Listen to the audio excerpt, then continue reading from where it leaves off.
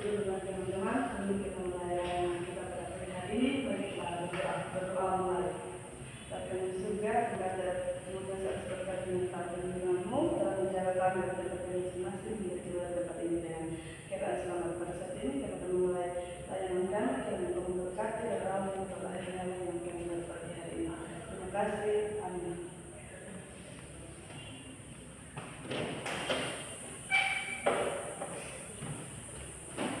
Terima kasih kepada Adriana yang sudah memimpin kita dalam doa.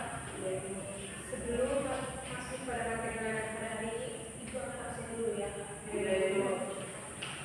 Hadir jasanya Ibu Adriana, ada Maria Musika, Margarita, ada Bu Regiana, ada Ibu Irna, ada Ibu Catherine, sakit. Kalau itu jadi ada sakit ya. Ya Ibu. Baik tadi sebelum Ibu masuk ke materi, Ibu akan memberikan satu SBT untuk kalian semua. Jadi SBT yang akan Ibu berikan pada hari ini yaitu tepuk 1 sampai 5. Yang sudah tahu? Ya Ibu. Kalau begitu kita langsung mulai saja ya. Ya Ibu. Tepuk 1, tepuk 2, tepuk 3. Tepuk 4, tepuk 5. Jadi sekarang Ibu acak ya. Ya Ibu. Tepuk 3, tepuk 1, tepuk 5. Jadi sekarang adik-adik sudah konsentrasi dan selamat semua. Ya Ibu. Jadi selanjutnya kita masuk pada materi layanan. Materi layanan yang akan Ibu bawakan hari itu yaitu tentang pengambilan keputusan karir. Yang pertama kita masuk pada pengertian pengambilan keputusan karir. Di sini ada dua ahli yang mengungkapkan tentang pengambilan keputusan karir. Yang pertama menurut Pearson.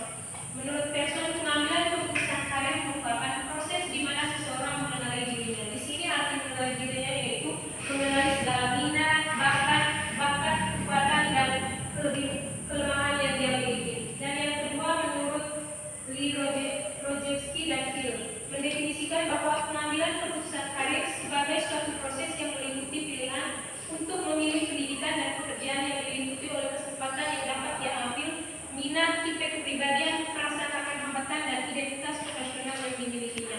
Di sini Rodzewski dan Phil mendefinisikan bahwa proses ini meliputi pilihan untuk memilih pendidikan. Jadi di sini adik-adik memilih pendidikan untuk lanjut ke perguruan tinggi. Kan sekarang adik-adik berada di bangku SMA, jadi harus mempersiapkan diri untuk masuk ke perguruan tinggi.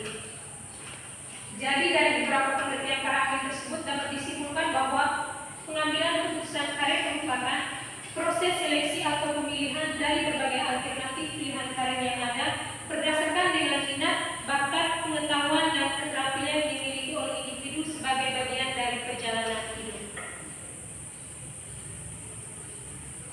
Yang kedua, kita masuk pada tujuan dari pengambilan keputusan karir. Di sini ada 3 tujuan dari pengambilan keputusan karir. Yang pertama yaitu menemukan pekerjaan yang tepat.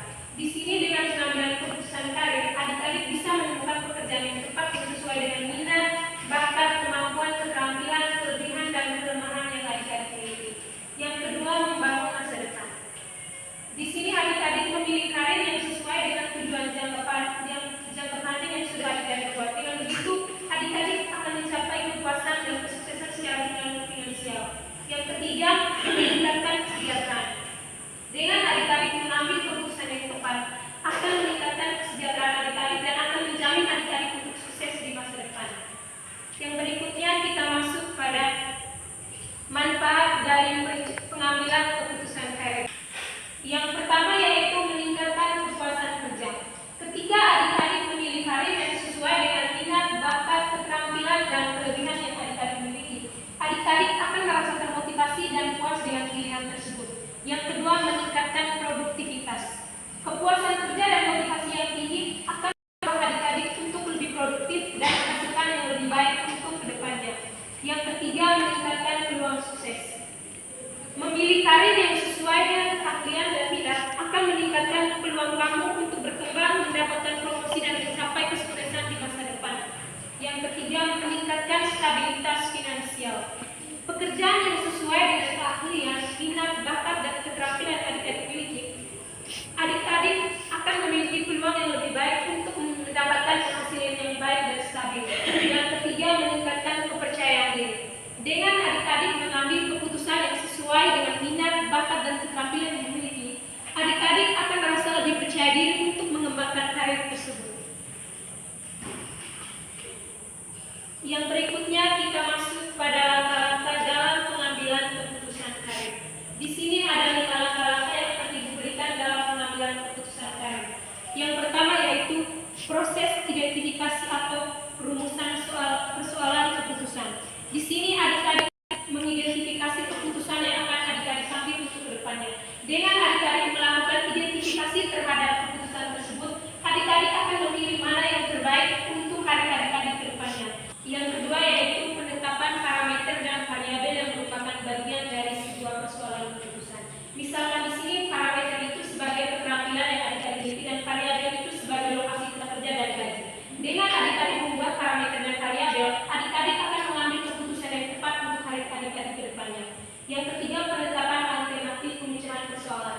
Di sini adik-adik menetapkan alternatif yang mendukung perencanaan, yang mendukung pengambilan keputusan karir adik-adik untuk kedepannya. Yang keempat, penetapan kriteria pemilihan alternatif untuk mendapatkan alternatif yang terbaik. Di sini adik-adik harus menetapkan kriteria alternatif yang sudah adik-adik buat. Di sini adik-adik harus mempertimbangkan keuntungan dan kerugian dari alternatif yang sudah adik-adik tetapkan. Yang keempat, pelaksanaan keputusan dan evaluasi hasilnya. Di sini adik-adik harus melaksanakan keputusan yang sudah adik-adik buat dan mengevaluasi hasilnya apakah ini sesuai dengan perencanaan sebelumnya atau tidak. Dengan begitu adik-adik akan mengambil keputusan yang lebih baik untuk ke depannya. Yang berikut yaitu kita masuk pada tantangan yang sering terjadi dalam perencanaan karir. Yang pertama yaitu kurangnya informasi. Di sini adik-adik mungkin kekurangan informasi. Dengan kekurangan informasi tersebut, adik-adik akan sulit dalam mengambil keputusan karir.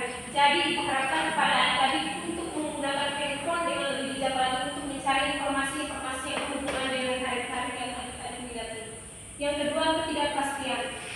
Di sini masa depan itu sering tidak pasti karena banyak perubahan teknologi yang akan terjadi ke depannya. Dari di sini adik-adik diminta untuk beradaptasi dengan perubahan teknologi untuk ke depannya. Yang ketiga yaitu tekanan. Tekanan di sini bisa berasal dari keluarga, teman sebaya, dan lingkungan sekitar. Dengan adanya tekanan-tekanan tersebut, adik-adik akan sulit dalam mengambil keputusan karir.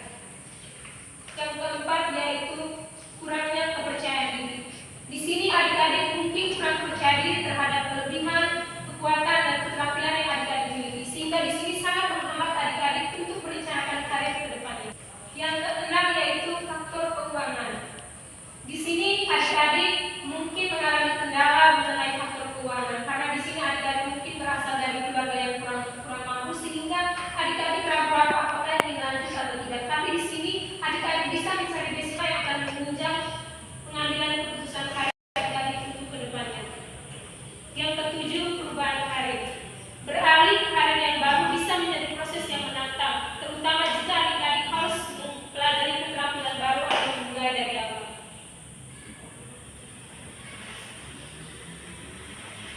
Yang berikutnya kita masuk pada solusi.